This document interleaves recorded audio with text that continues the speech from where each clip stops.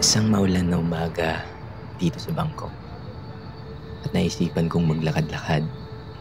Baka sakaling makatagpo ng isang Oh my God. Now, Fred, not beautiful.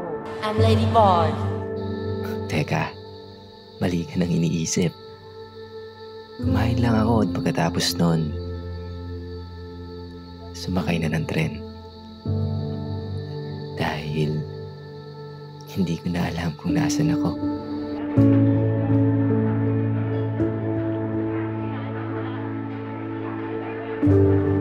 For your own safety, you are reminded to stand behind the yellow line.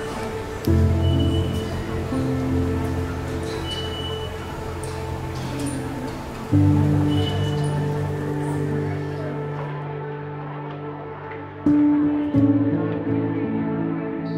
nga no, nasaan na nga ba yung mga kasama ko?